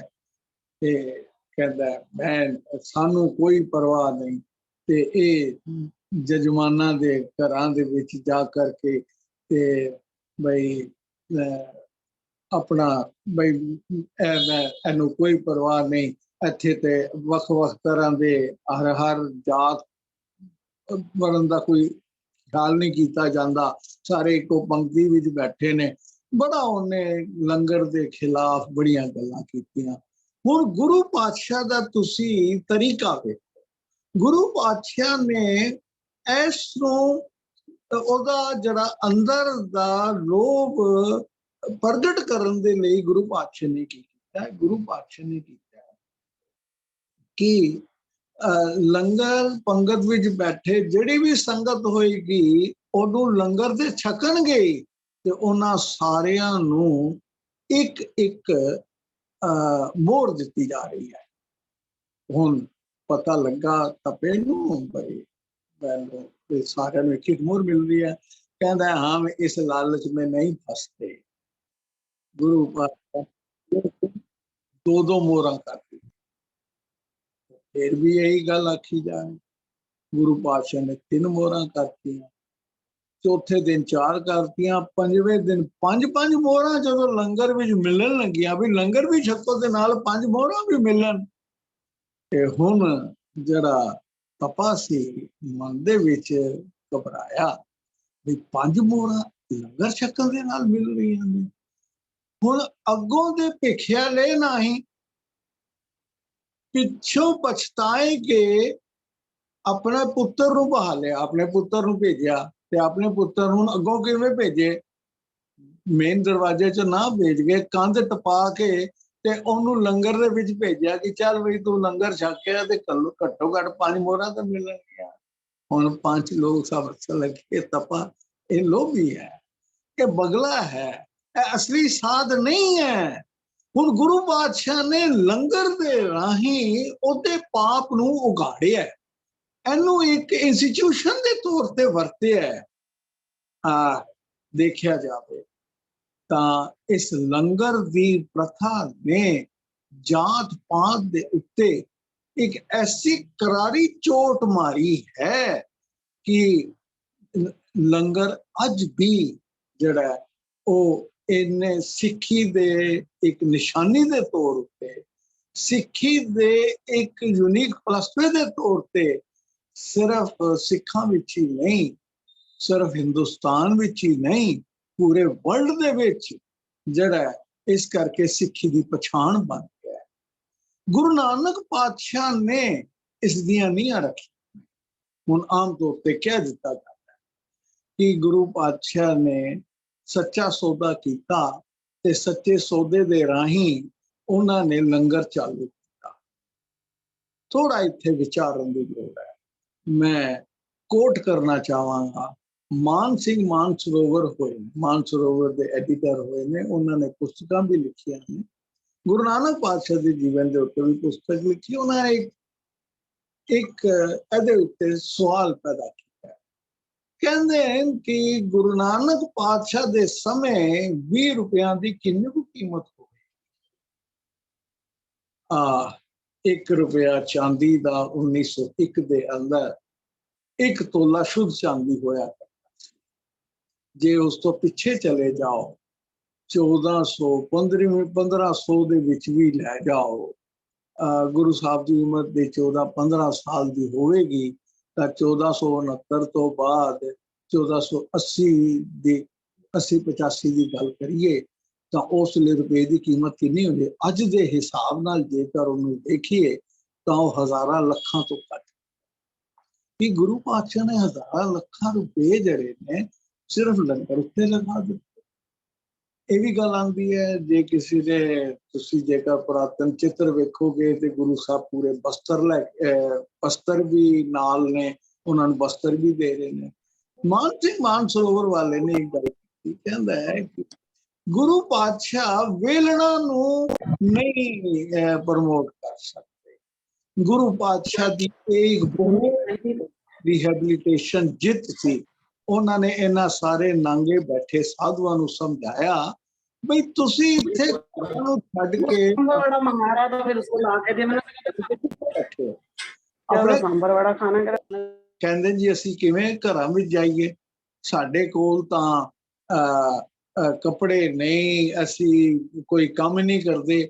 ਤਾਂ ਗੁਰੂ ਪਾਤਸ਼ਾਹ ਨੇ ਉਹਨਾਂ ਨੂੰ ਬਸਤਰ ਵੀ ਦਿੱਤੇ, ਉਹਨਾਂ ਨੂੰ ਭੁੱਖੇ ਭਾਣਿਆਂ ਨੂੰ ਰੋਟੀ ਵੀ ਖਵਾਈ ਤੇ ਉਹਨਾਂ ਨੂੰ ਘਰੋਂ ਘਰੀ ਭੇਜਿਆ, ਜਾਓ ਆਪਣੇ ਮਾਤਾ ਪਿਤਾ ਦੀ ਸੁਰਤ ਲਓ, ਬੱਚਿਆਂ ਦੀ ਸੁਰਤ ਲਓ, ਇੱਥੇ ਐਵੇਂ ਵਿਹਲੇ ਨਾ ਬੈਠੋ। ਗੁਰੂ ਪਾਤਸ਼ਾਹ ਨੇ ਰਿਹੈਬਿਲਿਟੇਟ ਕੀਤਾ। ਲੰਗਰ ਦੀ ਸੰਸਥਾ ਅੱਜ ਵੀ ਬਹੁਤ ਸਾਰੇ ਜੀਆਂ ਨੂੰ ਰਿਹੈਬਿਲਿਟੇਟ ਕਰਦੀ ਹੈ। ਇੰਨਾ ਵੱਡਾ ਕਰੋਨਾ ਕਾਲ ਹੋਇਆ, ਜਗ੍ਹਾ ਜਗ੍ਹਾ ਲੰਗਰ ਲਗਾ ਕਰਕੇ ਜਿਹੜੇ ਘਰੋਂ ਬੇਕਾਰ ਹੋਏ ਉਹਨਾਂ ਨੂੰ ਘਰਾਂ ਵਰਗੀ ਸਹੂਲਤ ਮਿਲਦੀ ਹੈ। ਕੋਈ ਗੁਰਸਿੱਖ ਪ੍ਰਦੇਸ਼ ਜਾਂਦਾ ਹੈ, ਕਿਧਰੇ ਨਹੀਂ ਇੱਕ ਵੱਡਾ ਆਸਰਾ ਲੰਗਰ ਦਾ ਤਾਂ ਹੁੰਦਾ ਹੀ ਹੈ। ਮੈਂ ਇੱਥੇ ਇੱਕ ਗੱਲ ਹੋਰ ਕਰਨਾ ਚਾਹਾਂਗਾ। 300 ਸਾਲਾ ਗੁਰਪੁਰਬ ਹਜ਼ੂਰ ਸਾਹਿਬ ਮਨਾਇਆ ਗਿਆ ਤਾਂ ਉੱਥੇ ਰਿਕਾਰਡਡ ਹੈ, ਉਸ ਸਮੇਂ ਦੇ ਜਿਹੜੇ ਚੇਅਰਮੈਨ ਨੇ ਉਹਨਾਂ ਨੇ ਰਿਕਾਰਡ ਕੀਤਾ, ਪੁਸਤਕ ਦੇ ਵਿੱਚ ਰਿਕਾਰਡਡ ਹੈ। ਕਹਿੰਦਾ ਕਿ ਇੱਕ ਗਰੀਬ ਮਰਾਠਾ, ਕਿਉਂਕਿ ਉੱਥੇ ਜਦੋਂ 300 ਸਾਲਾ ਗੁਰਪੁਰਬ ਮਨਾਇਆ ਗਿਆ ਤਾਂ ਬੜੇ ਸ਼ਾਨਦਾਰ ਲੰਗਰ ਜਿਹੜੇ ਨੇ ਉੱਥੇ ਲਗਾਏ ਗਏ। 300 ਸਾਲ ਸੀ ਤੇ 300 ਤਰ੍ਹਾਂ ਦੀਆਂ ਮਠਾਈਆਂ ਲੰਗਰ ਦੇ ਵਿੱਚ ਵੰਡੀਆਂ ਗਈਆਂ। ਇੱਕ ਮਰਾਠਾ ਬਜ਼ੁਰਗ ਬੈਠਾ ਹੈ, ਉਹਦੇ ਅੱਗੇ ਉਹਦੇ ਪੱਤਲ ਦੇ ਵਿੱਚ ਪਲੇਟ ਦੇ ਵਿੱਚ ਮਠਾਈਆਂ ਨੇ ਤੇ ਕਦੀ ਅਸਮਾਨ ਵੱਲ ਤੱਕਦਾ ਹੈ, ਰੋਈ ਜਾਂਦਾ ਹੈ, ਉੱਚੀ ਉੱਚੀ ਰੋਈ ਜਾਂਦਾ ਹੈ। ਚੇਅਰਮੈਨ ਸਾਹਿਬ ਉਹਦੇ ਕੋਲ ਪਹੁੰਚਦੇ, ਸੁਪਰੀਟੈਂਡੈਂਟ ਵੀ ਨੇ, ਉੱਥੇ ਪਹੁੰਚਦੇ, ਪੁੱਛਦੇ ਬਈ ਕੀ ਪਰੇਸ਼ਾਨੀ ਹੈ, ਕਿਸੇ ਚੀਜ਼ ਦਾ ਘਾਟਾ ਹੈ, ਕੀ ਹੋਇਆ? ਤਾਂ ਰੋਣ ਹਾਕਾ ਹੋ ਕੇ ਕਹਿੰਦਾ ਹੈ, हमें तो कोई बंदा अपने साथ बैठा के राजी नहीं, कभी हमने एक पेट भर खाना नहीं खाया। दिवाली हमारे लिए क्या होती है, हमें तो कभी मिठाई एक नहीं नसीब होती। ये पता नहीं कैसी कौम है, ये कैसा धर्म है। मैं तो भगवान के आगे अरदास करता हूँ कि मुझे अगला जन्म सिखों के घर देना, कि इतनी मिठाइयां लंगर में दे रहे हैं और मुफ्त दे रहे हैं और हमें साथ बिठा रहे हैं। ये लंगर जरा थोड़े जात पात अज भी जरा वितकरा है, एक दूजे तो पिट सुच पिटदा, वो लंगर दी प्रथा पूरी तरह खत्म कर। पर इत्थे एक गल फिर वेखण वाली है कि जड़ी लंगर पंगत विच बिठा करके बराबरता का एहसास दिवाउंदी है, असी उसका केड़ा रूप बना लिया कि बाहर गुरुद्वारे के बाहर टेबल लगा दिता, उत्थे लाइन लगवा के ते लोगां नूं दे रहे हैं। गुरपुरब हुंदे ने, जगह जगह स्टाल लगे ने, लाइना लगा करके असी लोगां विच इउं वंड रहे हैं, अद्धी बेकदरी कर रहे हैं, अन्न किन्ना जाया कर रहे हैं। नगर कीर्तन अंदर भी ये कुछ चल रहा है। ये कोई तरीका तो नहीं है ना लंगर का। लंगर ते पंगत विच बैठ के ते असी केड़ा ये तरीका अपना करके ते केड़ी गल केड़ा सिद्धांत लोकां दे अंदर कर सकांगे। ते जड़ी सारियां तो वड्डी गल रहत मर्यादा दे विच जड़ी आंदी है कि असी कदे भी वितकरा नहीं करना। ये नहीं किसी नूं वध दिता, किसी नूं घट दिता, कोई वितकरा किसी किस्म का सारे नूं बराबर दा प्रशादा बनना है, बराबर दा लोड़ अनुसार देना है। ते ऐ नहीं कि किसी नूं बाल्टी वक्री रखी हुई है खीर दी ते बाकियां वास्ते बंद हो गया, ते नहीं सारियां वास्ते इक्को जिहा वरतारा। ये लंगर दी जड़ी प्रमुख गल है असी विचारण वाली है कि असी केड़े पासे तुरे हाँ। ये सिर्फ अन्न दे वरताउण दी गल दी नहीं है, इस नूं चंगी तरह उपयोग करना ते सिद्धांतां दे अनुसार असी लंगर चले गुर शब्द दा, संगत दे विच शब्द दा लंगर चलना है ते पंगत दे विच अन्न ते पानी दा। ते देखो इस बारे गुरु अमरदास जी तो बाद गुरु रामदास जी दा जड़ा सिलसिला चलता है। गुरु नानक पातशाह दा जड़ा लंगर दी जड़ी इंस्टीट्यूशन है वो करतारपुर स्थापित हुंदी है, क्योंकि सच्चे सौदे दी जड़ी गल है ये 20 रुपए या ते उन्हां दे पिता जी ने दिते ते या फिर राय बुलार ने जड़ी अद्धी जायदाद गुरु नानक साहब दे नां कीती ओहदे विचों गुरु पातशाह ने अपनी कमाई दे विच आप जदों खेती करके जड़ा इंस्टीट्यूशन बनाई है करतारपुर विखे, वो उत्थों लंगर दा बचदा है। गुरु अमरदास जी दे वेले जेकर अकबर आंदा है तां पहले पंगत पाछे संगत, भाव ऊंच नीच दा भेट मिटाउण वास्ते पहले पंगत विच बहना है। ये गुरु घर की मर्यादा है। ते आख्या जाता है कि अकबर ने भी पंगत विच बह के लंगर छकिया ते उसदे मन दे अंदर भी इन्ना उत्साह जागया ते गुरु पातशाह नूं कहंदा जी मैं लंगर वास्ते कुछ देना चाहना ते गुरु भाई जायदाद लगाना चाहना कि ये बड़ी चंगी चीज है। तो गुरु पातशाह ने साफ मना करना कि ये तां गुरसिखां दे 10 नौवां दी किरत दे विचों चलेगा, ये किसी राजे महाराजियां दी जायदाद दा मुताज नहीं है। हुण वेखो जिन्ने भी सरदे पुजदे जिन्ने भी गुरसिख ने वो की कर रहे ने, वो लंगर दे विच अपना यथा मुजब वो इस विच योगदान पाते। इस दे अंदर हर गुरसिख नूं हदायत है, जिवें गुरु रामदास जी दे वेले गल बन जाती है कि जड़ा दसौंद है, जड़ा 10वां हिस्सा है अपनी कमाई का, वो धर्म कारजां वास्ते लगाना है। ते धर्म कारजां वास्ते ये जड़ा जड़ी प्रथा है। हुण एक पॉजिटिव सिद्धांत है ਇਹ ਨਹੀਂ ਹੈ ਕਿ ਤੁਹਾਨੂੰ ਇੰਨੇ % ਟੈਕਸ ਦੇਣਾ ਹੈ। ਬਈ ਤੁਸੀਂ ਖੁਸ਼ੀ ਖੁਸ਼ੀ 10ਵਾਂ ਹਿੱਸਾ ਇਹ ਗੁਰੂ ਦੇ ਨਿਮਿਤ ਕੱਢਣਾ ਹੈ। ਤੇ ਗੁਰੂ ਦੇ ਜਿਹੜੇ ਕਾਰਜ ਨੇ ਭਾਵੇਂ ਉਹ ਗਰੀਬ ਬੱਚਿਆਂ ਵਾਸਤੇ ਹੋਣ, ਉਹ ਕਿਸੇ ਜ਼ਰੂਰਤਮੰਦ ਨੂੰ ਕੱਪੜਾ ਦੇਣ ਵਾਸਤੇ ਹੋਣ, ਜ਼ਰੂਰਤਮੰਦ ਬੱਚੇ ਦੀ ਪੜ੍ਹਾਈ ਵਾਸਤੇ ਹੋਣ, ਇਹ ਚੀਜ਼ਾਂ ਕੀਤੀਆਂ ਜਾਣੀਆਂ ਚਾਹੀਦੀਆਂ ਹਨ। ਤੇ ਇਹ ਗੁਰੂ ਸਾਹਿਬ ਦੇ ਵੇਲੇ ਤੋਂ ਵੀ ਹੋਈਆਂ ਨੇ। ਤੇ ਲੰਗਰ ਛਕਣ ਦਾ ਅਧਿਕਾਰੀ ਕੌਣ ਹੁੰਦਾ ਹੈ? ਜਿਹੜੀ ਸੰਗਤ ਆਉਂਦੀ ਹੈ ਉਹ ਅਧਿਕਾਰੀ। ਜਿਹੜੇ ਕਿਸੇ ਤਰ੍ਹਾਂ ਕੋਈ ਵਿਕਲਾਂਗ ਹੈ, ਇਤਿਆਦ ਹੈ, ਕੋਈ ਇੰਨੀ ਸਮਰੱਥਾ ਵਾਲਾ ਨਹੀਂ, ਇਹ ਸਾਰੇ ਲੰਗਰ ਦੇ ਅਧਿਕਾਰੀ। ਹੁਣ ਆਮ ਤੌਰ ਤੇ ਆਖਿਆ ਜਾਂਦਾ ਜਿਹੜਾ ਗ੍ਰਸਤੀ ਹੈ ਉਹ ਤਾਂ ਆਪ ਇਸ ਦੇ ਵਿੱਚ ਆਪਣਾ ਯੋਗ ਹਿੱਸਾ ਪਾਏ।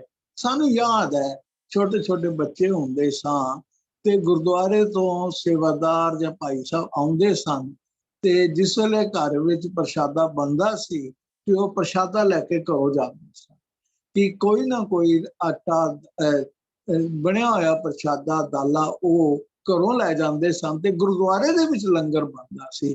ਪਰ ਹਰ ਘਰ ਦਾ ਜਿਹੜਾ ਯੋਗਦਾਨ ਹੈ ਉਹ ਲੰਗਰ ਵਿੱਚ ਹੁੰਦਾ ਸੀ। ਤੇ ਜਦੋਂ ਪ੍ਰਸ਼ਾਦਾ ਬਣਾਉਣਾ ਵੀ ਪਹਿਲਾ ਪ੍ਰਸ਼ਾਦਾ ਗੁਰਦੁਆਰੇ ਵਾਸਤੇ ਰੱਖਿਆ ਜਾਵੇ। ਤੇ ਲੰਗਰ ਦੀ ਜਦੋਂ ਤਿਆਰੀ ਹੁੰਦੀ ਹੈ ਤੇ ਉਹਦੇ ਵਿੱਚ ਨਾਮ ਬਾਣੀ ਪੜ੍ਹਦਿਆਂ ਹੋਇਆਂ ਲੰਗਰ ਦੀ ਤਿਆਰੀ ਕੀਤੀ ਜਾਂਦੀ ਹੈ। ਤੇ ਹਲਵਾਈਆਂ ਦੇ ਕੋਲੋਂ ਜਾਂ ਪੈਸੇ ਦੇ ਕਰਕੇ ਬਣਵਾਉਣ ਦੀ ਜਿਹੜੀ ਗੱਲ ਹੈ, ਇਹ ਉਹ ਮਰਿਆਦਾ ਜਾਂ ਪ੍ਰਥਾ ਦੇ ਵਿੱਚ ਪ੍ਰਾਪਤ ਸਮੇਂ ਤੋਂ ਇਹ ਗੱਲਾਂ ਨਹੀਂ ਹੋਈਆਂ। ਲੋਕ ਤਾਂ ਆਪ ਸੇਵਾ, ਹੱਥੀ ਸੇਵਾ ਕਰ ਕਰਕੇ ਇਹ ਆਪਣੇ ਆਪ ਦੇ ਵਿੱਚ ਬੜੀ ਗੁਰੂ ਦੀ ਪ੍ਰਸੰਨਤਾ ਹਾਸਲ ਕਰਿਆ ਕਰਦੇ ਸਨ।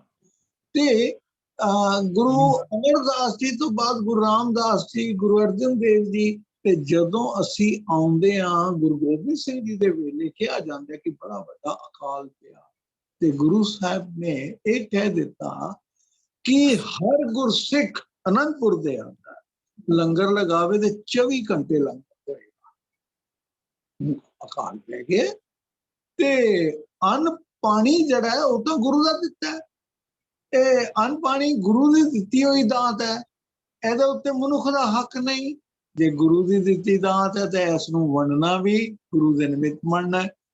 ਤੇ ਗੁਰੂ ਪਾਤਸ਼ਾਹ ਗੁਰੂ ਗੋਬਿੰਦ ਸਿੰਘ ਜੀ ਦਾ ਇਹ ਵੀ ਧਿਆਨ ਆਉਂਦਾ ਕਿ ਆਪ ਜੀ ਨੇ ਭੇਸ ਬਦਲ ਕੇ ਰਾਤ ਨੂੰ ਜਿਹੜੇ ਜਿਹੜੇ ਗੁਰਸਿੱਖ ਲੰਗਰ ਚਲਾ ਰਹੇ ਸਨ ਉਹਨਾਂ ਸਾਰਿਆਂ ਦਾ ਵਾਚਣਾ ਵੀ ਕੀਤੀ।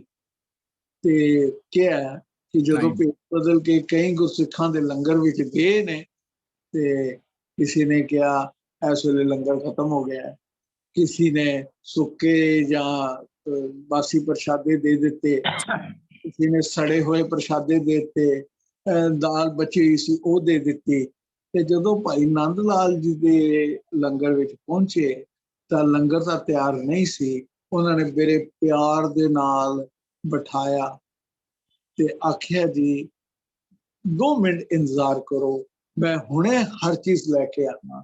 ਤਾਂ ਉਹਨਾਂ ਨੇ ਉਸੇ ਵੇਲੇ ਤਾਜ਼ਾ ਪ੍ਰਸ਼ਾਦਾ ਤਿਆਰ ਕਰਕੇ, ਲੰਗਰ ਪਾਣੀ ਤਿਆਰ ਕਰਕੇ ਗੁਰੂ ਪਾਤਸ਼ਾਹ ਦੇ ਅੱਗੇ ਰੱਖਿਆ। ਹੁਣ ਅਗਲੇ ਦਿਨ ਸਵੇਰ ਗੁਰੂ ਪਾਤਸ਼ਾਹ ਨੇ ਸੰਗਤ ਦੇ ਅੰਦਰ ਇਹ ਗੱਲ ਆਖੀ ਕਿ ਦੇਖੋ ਮੈਨੂੰ ਲੰਗਰ ਦੀ, ਮੈਂ ਜਦੋਂ ਰਾਤ ਨੂੰ ਗਿਆ ਤੇ ਇਹੋ ਜਿਹੇ ਪ੍ਰਸ਼ਾਦੇ ਵੀ ਮਿਲੇ, ਕਿਸੇ ਕੋਲੋਂ ਸੁੱਕੇ ਹੋਏ ਮਿਲੇ, ਕਿਸੇ ਕੋਲੋਂ ਸੜੇ ਹੋਏ ਮਿਲੇ। ਤੇ ਭਾਈ ਨੰਦ ਲਾਲ ਜੀ ਨੇ ਹਾਲੇ ਕੋਈ ਕੁਝ ਤਿਆਰੀ ਨਹੀਂ ਸੀ ਬਣ ਰਿਹਾ ਕੁਝ, ਉਸੇ ਵੇਲੇ ਉਹਨਾਂ ਨੇ ਤਿਆਰ ਕਰਕੇ ਤਾਜ਼ਾ ਪ੍ਰਸ਼ਾਦਾ ਤੇ ਮੈਨੂੰ ਇਹ ਬਣਾ ਕੇ ਦਿੱਤਾ। ਸਭ ਟਾਈਮ ਹੋ ਗਿਆ। ਲੰਗਰ ਜਿਹੜਾ ਇਹ ਸਾਡੇ ਲਈ ਇੱਕ ਅਜਿਹੀ, ਅਸੀਂ ਲੰਗਰ ਕਿਹਦੇ ਵਾਸਤੇ ਤਿਆਰ ਕਰ ਰਹੇ ਹਾਂ? ਗੁਰੂ ਦੇ ਨਿਮਿਤ, ਕਿਸੇ ਵਿਅਕਤੀ ਵਾਸਤੇ ਨਹੀਂ ਕਰ ਰਹੇ। ਸੇਵਾ ਲੈ ਰਹੇ, ਗੁਰੂ ਸਾਡੇ ਤੋਂ ਸੇਵਾ ਲੈ ਰਹੇ।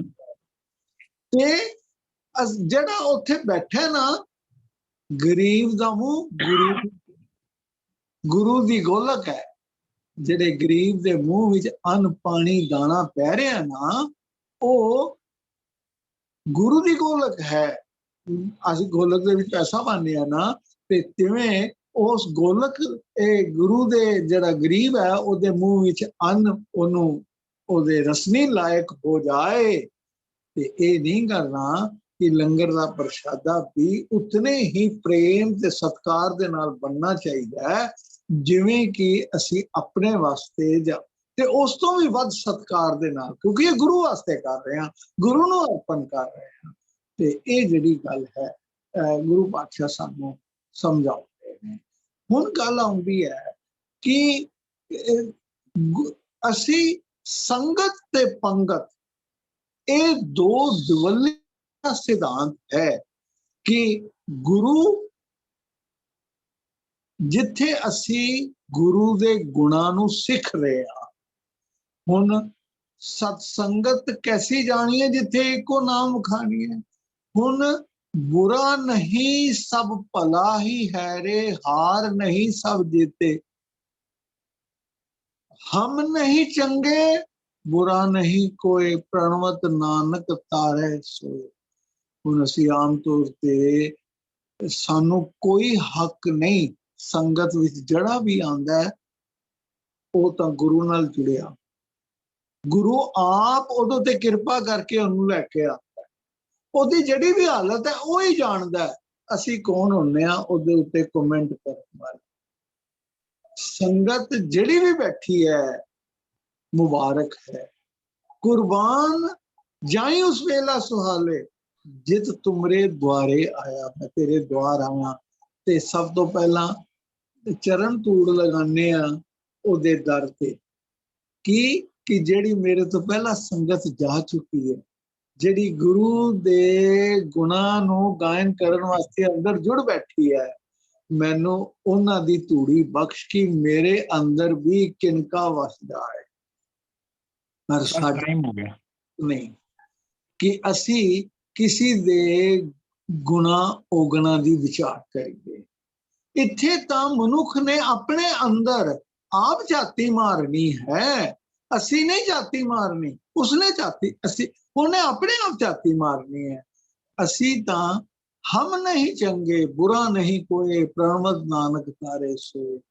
ਤੇ ਹਮ ਤਜ ਭਲੋ ਸਭ ਕੋਏ, ਸਾਡੇ ਤੋਂ ਇਲਾਵਾ ਤਾਂ ਬਾਕੀ ਸਾਰੇ ਹੀ ਭਲੇ ਨੇ, ਤੇ ਮੈਂ ਹੀ ਸਾਰਿਆਂ ਤੋਂ ਬੁਰਾ ਹਾਂ।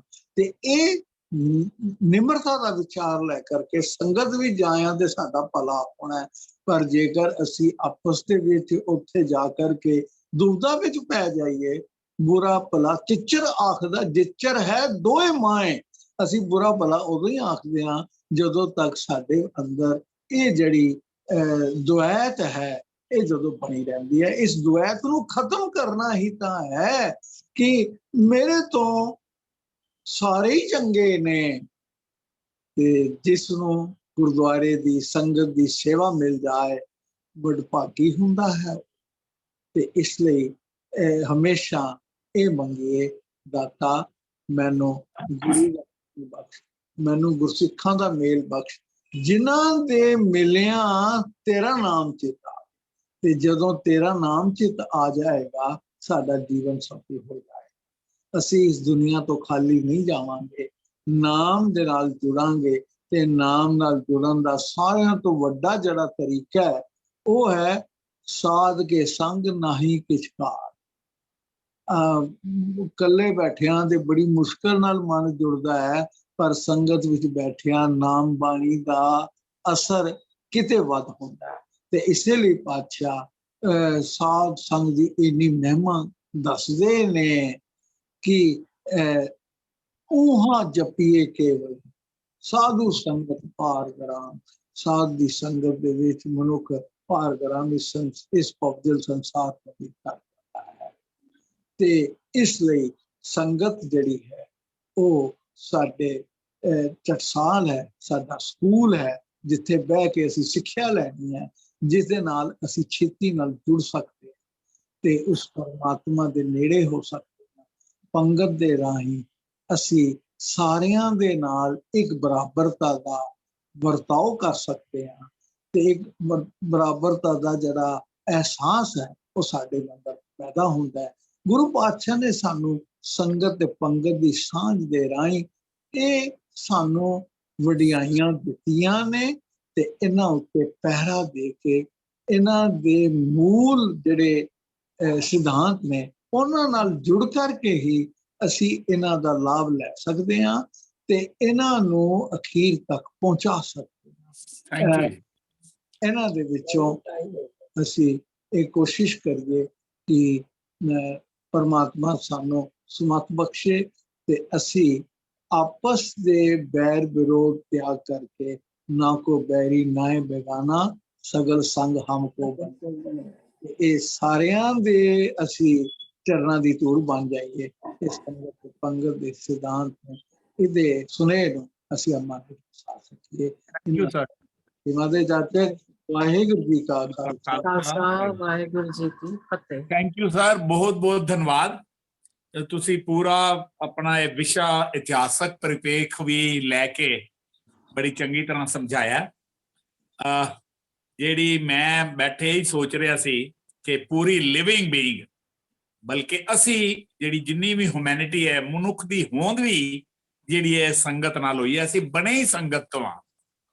ਮਨੁੱਖ ਨੇ ਹੁਣ ਤੱਕ ਜਿਤਨੀ ਤਰੱਕੀ ਕੀਤੀ ਹੈ ਉਹ ਸਮਾਜਿਕ ਜੀਵਨ ਕਰਕੇ ਕੀਤੀ ਹੈ।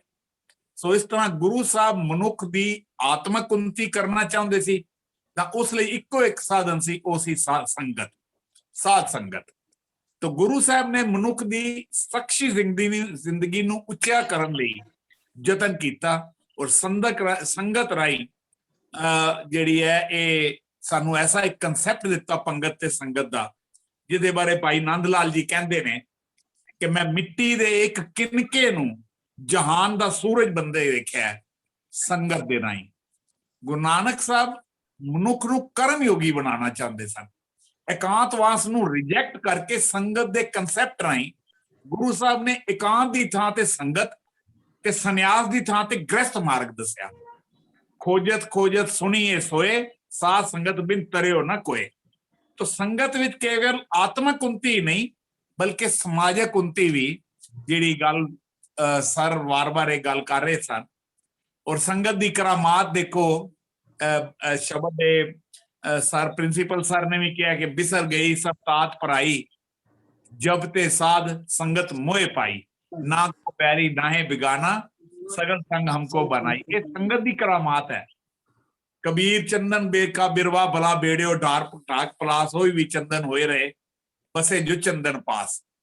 ਇਹ ਸਾਨੂੰ ਵਾਰ-ਵਾਰ ਜਦੋਂ ਅਸੀਂ ਗੁਰੂ ਗ੍ਰੰਥ ਸਾਹਿਬ ਦਾ ਮੁਆਇਨਾ ਕਰੀਏ, ਇਸੇ ਤਰ੍ਹਾਂ ਅੰਗਰੇਜ਼ੀ ਵਿੱਚ ਸੰਗਤ ਦੇ ਸੰਬੰਧ ਵਿੱਚ ਇੱਕ ਬੜਾ ਭਾਵਪੂਰਨ ਕਥਨ ਹੈ। ਆਦਮੀ ਆਪਣੀ ਸੋਹਬਤ ਤੋਂ ਪਛਾਣਿਆ ਜਾਂਦਾ ਹੈ। ਜਰਮਨੀ ਦੇ ਬਹੁਤ ਵੱਡੇ ਫਿਲਾਸਫਰ ਗੋਇਟੇ ਦਾ ਬਹੁਤ ਖੂਬਸੂਰਤ ਕਥਨ ਹੈ ਕਿ ਮੈਨੂੰ ਇਹ ਦੱਸ ਦਿਓ ਕਿ ਤੁਸੀਂ ਕਿਹਨਾਂ ਲੋਕਾਂ ਦੇ ਵਿੱਚ ਬੈਠਦੇ ਹੋ, ਕਿਹਨਾਂ ਲੋਕਾਂ 'ਚ ਉੱਠਦੇ ਤੇ ਵਿਚਰਦੇ ਹੋ, ਮੈਂ ਤੁਹਾਨੂੰ ਇਹ ਦੱਸ ਦਿਆਂਗਾ ਕਿ ਤੁਸੀਂ ਕੌਣ ਹੋ ਤੇ ਕੈਸੇ ਹੋ। ਇਸੇ ਤਰ੍ਹਾਂ ਮੌਲਾਨਾ ਰੂਮੀ ਨੇ ਕਿਹਾ, ਨੇਕ ਦੀ ਸੋਹਬਤ ਤੈਨੂੰ ਨੇਕ ਕਰ ਦੇਵੇਗੀ ਔਰ ਬਦ ਦੀ ਸੋਹਬਤ ਤੈਨੂੰ ਬਦ ਬਣਾ ਦੇਗੀ। ਤੋ ਉੱਪਰਲੀਆਂ ਜਾਤਾਂ ਦੀ ਆਪਾ ਵਧਾਊ ਸਪਿਰਿਟੀ ਕੰਪਲੈਕਸ ਬਿਰਤੀ, ਨੀਵੀਆਂ ਜਾਤਾਂ ਦੀ ਆਪਾ ਘਟਾਊ ਇਨਫਿਨਿਟੀ ਕੰਪਲੈਕਸ ਦੀ ਬਿਰਤੀ ਦੂਰ ਕੀਤੀ ਗੁਰੂ ਸਾਹਿਬ ਨੇ ਸੰਗਤ ਤੇ ਪੰਗਤ ਦੇ ਕਨਸੈਪਟ ਰਾਹੀਂ। ਇੱਕ ਬੜਾ ਖੂਬਸੂਰਤ ਸ਼ੇਰ ਹੈ ਭਾਈ ਨੰਦ ਲਾਲ ਜੀ ਦਾ, ਮੇਰੇ ਕੋਲ ਰਿਹਾ ਨਹੀਂ ਗਿਆ, ਮੈਂ ਨੋਟ ਕੀਤਾ ਕਿ ਭਾਈ ਨੰਦ ਲਾਲ ਜੀ ਇੱਕ ਥਾਂ ਤੇ ਕਹਿੰਦੇ ਨੇ ਕਿ ਆ ਹਜ਼ੂਮੇ ਖੁਸ਼ ਕੇ ਬਹਿਰੇ ਜ਼ਿੰਦਗੀ ਸਤ, ਕਿ ਇਕੱਠ ਹੋਈ ਚੰਗਾ ਜੋ ਜੀਵਨ ਲਈ ਹੈ। ਆ ਹਜ਼ੂਮੇ ਖੁਸ਼ ਕੇ ਬਹਿਰੇ ਜ਼ਿੰਦਗੀ ਸਤ, ਆ ਹਜ਼ੂਮੇ ਖੁਸ਼ ਕੇ ਬਹਿਰੇ ਬੰਦਗੀ ਸਤ, ਕਿ ਇਕੱਠ ਹੋ ਚੰਗਾ ਜਿਹੜਾ ਬੰਦਗੀ ਲਈ ਹੈ, ਪਰਮਾਤਮਾ ਦੇ ਨਾਮ ਲਈ ਹੈ। ਆ ਹਜ਼ੂਮੇ ਖੁਸ਼ ਕੇ ਬਹਿਰੇ ਯਾਦ ਉਸ, ਇਕੱਠ ਉਹ ਚੰਗਾ ਜੋ ਉਸ ਦੀ ਯਾਦ ਵਿੱਚ ਹੈ, ਉਹਦੇ ਮਿਲਾਪ ਸ਼ੁਭ ਹੋਵੇ। ਆ ਹਜ਼ੂਮੇ ਖੁਸ਼ ਕੇ ਹੱਕ ਬੁਨਿਆਦ ਹੋ, ਕਿ ਜਿਸ ਦਾ ਮੂਲ ਕਾਰਨ ਪਰਮਾਤਮਾ ਹੈ। ਯਾਨੀ ਸੰਗਤ ਦੀ ਡੈਫੀਨੇਸ਼ਨ ਭਾਈ ਨੰਦ ਲਾਲ ਜੀ ਨੇ ਕਿਤਨੇ ਖੂਬਸੂਰਤ ਢੰਗ ਨਾਲ ਦਿੱਤੀ। ਔਰ ਇਵਨ ਜਿਹੜੇ ਮਾਡਰਨ ਸਾਈਕੋਲੋਜਿਸਟ ਉਹਨਾਂ ਚ ਸਿੱਧ ਕਰ ਦਿੱਤਾ ਹੈ ਕਿ ਇੱਕੋ ਤਰ੍ਹਾਂ ਦੇ ਸ਼ੁਭ ਵਿਚਾਰ ਰੱਖਣ ਵਾਲੇ ਵਿਅਕਤੀ ਜਦੋਂ ਇਕੱਠੇ ਬੈਠਦੇ ਨੇ, ਇਕੱਤਰ ਹੋ ਕੇ ਸਮੂਹਕ ਰੂਪ ਵਿੱਚ ਜਦੋਂ ਬੈਠਦੇ ਨੇ, ਤਾਂ ਉਹਨਾਂ ਦੀ ਜਿਹੜੀ એનર્ਜੀ ਹੈ, ਉਹਨਾਂ ਦੀ ਜਿਹੜੀ ਸ਼ਕਤੀ ਹੈ, ਕਈ ਗੁਣਾ ਵੱਧ ਜਾਂਦੀ ਹੈ। ਤਾਂ ਗੁਰੂ ਨਾਨਕ ਦੇਵ ਜੀ ਨੇ ਸੰਗਤ ਦਾ ਇਹੋ ਹੀ ਮਹਾਨ ਗੁਣ ਦੱਸਿਆ ਔਰ ਸਾਨੂੰ ਸਮਝਾਇਆ ਕਿ ਚੰਗਾ ਸਮਾਜ, ਚੰਗੀ ਕੌਮ ਇਸੇ ਤਰ੍ਹਾਂ ਬਣ ਸਕਦੀ ਹੈ। ਹੁਣ ਦੇਖੋ, ਦੇਗ ਫਤਿਹ ਤੇਗ ਫਤਿਹ ਹੈ। ਦੇਗ ਫਤਿਹ ਕੀ ਹੈ? ਦੇਗ ਦੇ ਖੁੱਲੇ ਅਰਥ ਲੰਗਰ ਹੈ। ਗੁਰੂ ਨਾਨਕ ਨੇ ਦੇਗ ਚਲਾਈ ਯਾਨੀ ਲੰਗਰ ਦੀ ਪਿਰਤ ਪਾਈ, ਔਰ ਇਸੇ ਤਰ੍ਹਾਂ ਦੂਜੇ ਤੇ ਤੀਜੇ ਗੁਰੂ ਸਾਹਿਬ ਨੇ ਲੰਗਰ ਲਾ ਕੇ ਵਰਨ ਭੇਦ ਖਤਮ ਕੀਤਾ, ਇਕੱਠਿਆਂ ਬਹਿਣ ਦਾ, ਵੰਡ ਕੇ ਖਾਣ ਦਾ ਸਲੀਕਾ। ਔਰ ਜਿਹੜਾ ਦੇਗ ਫਤਿਹ ਹੈ, ਗੁਰੂ ਦਾ ਹੁਕਮ ਹੈ ਸਾਨੂੰ ਕਿ ਦੁਨੀਆ ਵਿੱਚ ਕੋਈ ਭੁੱਖਾ ਨਹੀਂ ਹੋਣਾ ਚਾਹੀਦਾ। ਵਿਕਟਰੀ ਓਵਰ ਹੰਗਰ, ਦੇਗ ਫਤਿਹ। तो गुरु साहब, गुरु दरबार विच लंगर भी दो प्रकार दे ने। एक पासे गुरु दे लंगर विच नाम रूपी अमृत रस वंडिया जा रहा है, और दूजे पासे दुनियावी पदार्थ वंडे जा रहे हैं। जिहड़ी प्रिंसीपल सर ने एक बड़ी कमाल की गल की है। साडे जिहड़े रुझान अज असीं देखदे हां, गुरुद्वारियां तो बाहर टेबल लगा लैंदे हां। लंगर तां जिहड़ी मैं हुण कही दो प्रकार दे, कि एक पासे गुरु दे लंगर विच नाम रूपी अमृत रस वंडिया जा रहा है, और एक पासे दुनियावी पदार्थ वंडे जा रहे हैं। एक नाम की दौलत ते दूजे घ्यो वाली खीर है जी। लंगर चले गुर सबद हर, तोट ना आवे खट्टीए। ये हुण जिहड़ा है ये नाम की दौलत वंडी जा रही है। फिर की कह रहे हैं, पदार्थां दा लंगर किहड़ा है? वो है बलवंड खीवी नेक जन, जिस बोती छाओ परताली। लंगर दौलत वंडी है, रस अमृत खीर ग्याली। तो पदार्थ ते शब्द दोनों वंडे जा रहे हैं। तो सिख वास्ते साध संगत ज्ञान प्राप्ति का स्थान है। संगत का एक अर्थ जुड़िया होया भी होंदा है, शरीरक तौर ते पंथ नाल, अध्यात्मक तौर ते शब्द नाल। और एक गल होर मैं दस देवां, ये जिहड़ा ब्रह्मंड है पूरा, ये पंज तत्तां दा बनिया। पंज तत्तां दा साडा शरीर है, जो ब्रह्मंडे सोई पिंडे। ये पंज तत्त किहड़े ने? पानी, मिट्टी, धरती, अग, हवा ते स्पेस। ये सारे एक दूजे दे अपोजिट ने, पर करके संगत पंजा तत्तां दी साडे शरीर करके अपोजिट तस्वीर दे तत्त होण दे नाल भी सानू इकट्ठा रख के मुखी शरीर बनिया, और ये सारा जिहड़ा है ये ब्रह्मंड बनिया। तो अखीर विच इन्ना ही कहांगा कि गुरमत विच संगत ते पंगत दा बड़ा उच्चा स्थान है। संगत तो जिथे रूहानियत दा सबक मिलदा है, पंगत तो इंसानियत, इखलाक, तहजीब, बराबरता ते मनुखता की सिक्ख्या मिलती है। सानू अज जरूरत है साडी नवीं पनीरी नूं संगत ते पंगत की रूहानी विचारधारा बारे जागरूक करना, उन्हां नूं सिखाउणा इस बारे कि ये जिहड़ी संगत ते पंगत दा की फिलोसफी है, की मैसेज है, की सिद्धांत है। अज जरूरत है गुरु नानक साहब दे इस ब्रह्मंडी दृष्टि जिन्हों कहते हैं कॉस्मिक विजन नूं समझण दी ते समझाण दी। तो मैं समझदा कि ये जिहड़ा भाई मती दास चैरिटेबल सोसाइटी दे नाल मिल के असीं ये कोर्स शुरू कीता है, इहदा मकसद यही है कि असीं अपनी नवीं पनीरी नूं किवें अपने नाल जोड़ना है। ये नहीं जुड़ सकदा जदों असीं उहनां नूं अज दी एजुकेशन, अज दे ख्यालातां दे अनुसार नवीनीकरण करके नवें शब्दां राहीं, नवें मतलबां राहीं इन्हां नूं जदों असीं बाणी दे गुरमत दे ਜਿਹੜੀ ਫਿਲਾਸਫੀਆਂ ਨੇ ਉਹਨਾਂ ਨੂੰ ਸਮਝਾਵਾਂਗੇ ਤਾਂ ਸਾਡੇ ਨਾਲ ਜੁੜਨਗੇ। ਮੈਂ ਇੱਕ ਵਾਰ ਸਰ ਪ੍ਰਿੰਸੀਪਲ ਸਰ ਦਾ ਫਿਰ ਬਹੁਤ ਧੰਨਵਾਦ। ਔਰ ਜਿਵੇਂ ਕਿ ਸਾਡੀ ਗੱਲ ਚੱਲਦੀ ਪਈ ਐਸੀ ਲਾਸਟ 2-3 ਵਿਸ਼ਿਆਂ ਲੈਕਚਰਾਂ ਤੋਂ, ਤਾਂ ਮੈਂ ਜੇ ਸਵਾਲ ਹੋਏ, ਕੋਈ ਪ੍ਰਸ਼ਨ ਹੋਏ, 2-4 ਪ੍ਰਸ਼ਨ ਇਸ ਟੌਪਿਕ ਨਾਲ ਸੰਬੰਧਿਤ ਤਾਂ ਪੁੱਛ ਸਕਦੇ ਹੋ, ਕਿਉਂਕਿ ਪ੍ਰਿੰਸੀਪਲ ਸਭ ਸਾਡੇ ਨਾਲ ਨੇ। हाँ जी वीर जी, मैं गल करना चाहती सी। दसो। हाँ जी, मैं कह रही सी कि वीर जी ने प्रिंसिपल सर ने बड़े लॉजिकली लंगर दा वो रखिया। जिस वक्त मैं पीछे जावा, मैं अपने फादर दी मेरे दसदे हुंदे सी कि 1950s दी गल है कि 100 रुपए सैलरी हुंदी सी रेलवे च, और पूरे घर दा खर्चा मतलब खाना पीना कपड़ा लत्ता सारा 100 रुपए च चलदा सी महीने च, है ना। ਤੇ ਇਹ ਤੇ ਫਿਰ 500 ਸਾਲ ਪੁਰਾਣੀ ਗੱਲ ਹੋ ਗਈ, ਤੇ 20 ਰੁਪਏ ਦੀ ਵੈਲਿਊ ਬਹੁਤ ਸੀ। ਔਰ ਥੋੜੇ ਜਿਹੇ ਸਾਧੂਆਂ ਦਾ ਟੋਲੀ ਸੀ, ਖਾਲੀ 20 ਰੁਪਏ ਦਾ ਕੱਲਾ ਲੰਗਰ ਨਹੀਂ ਚੱਲ ਸਕਦਾ। ਇਹ ਤੇ ਬਹੁਤ ਵੱਡਾ ਅਮਾਉਂਟ ਸੀ ਕਿ ਵਾਕਈ ਗੁਰੂ ਸਾਹਿਬ ਨੇ ਉਹਨਾਂ ਨੂੰ ਮੁੜ ਹੀ ਦਿੱਤੀ, ਵਸਤਰ ਦਿੱਤੇ, ਕੋਈ ਕੰਮ ਕਾਰ ਕਰਨ ਦਾ ਉਹਨਾਂ ਨੂੰ ਦਿੱਤਾ। ਸਰ ਇਹਦਾ ਦੇਖਿਓ ਕੀ ਜਵਾਬ ਦਿਓਗੇ ਸਰ? ਪ੍ਰਿੰਸੀਪਲ ਸਰ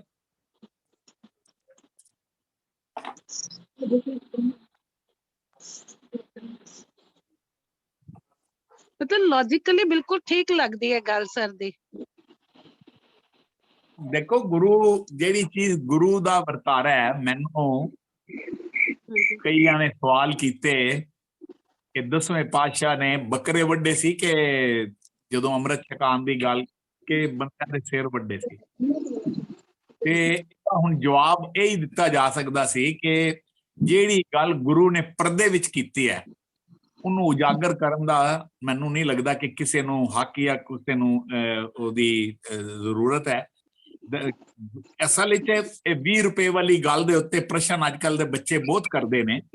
ਇਹ ਕਰੰਸੀ ਉਦੋਂ ਜਿਹੜੀ ਸਰ ਨੇ ਗੱਲ ਕੀਤੀ ਹੈ ਮੈਂ ਉਹਦੇ ਨਾਲ ਵੀ ਸਹਿਮਤ ਹਾਂ, ਲੇਕਿਨ ਇਹ ਗੁਰੂ ਦਾ ਸਾਰਾ ਸੀ।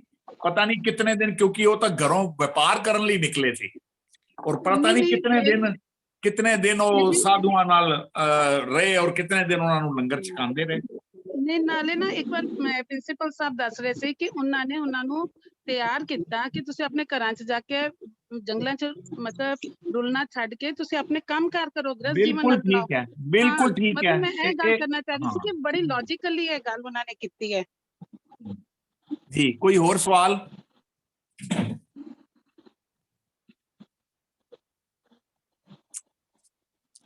ਚਲੋ ਜੀ, ਤੁਹਾਡਾ ਬਹੁਤ ਬਹੁਤ ਹੈ ਕੋਈ ਸਵਾਲ? ਤੁਹਾਡਾ ਬਹੁਤ ਬਹੁਤ ਧੰਨਵਾਦ। ਅਗਲੇ ਸੈਚਰਡੇ, ਅਗਲੇ ਸ਼ਨੀਚਰਵਾਰ ਰਾਤ 8 ਵਜੇ ਇੱਕ ਨਵੇਂ ਵਿਸ਼ੇ ਨਾਲ ਆਪ ਜੀ ਨੂੰ ਫਿਰ ਮਿਲਾਂਗੇ। ਤਦ ਤੱਕ ਕੇ ਲਈ ਵਾਹਿਗੁਰੂ ਜੀ ਕਾ ਖਾਲਸਾ, ਵਾਹਿਗੁਰੂ ਜੀ ਕੀ ਫਤਿਹ।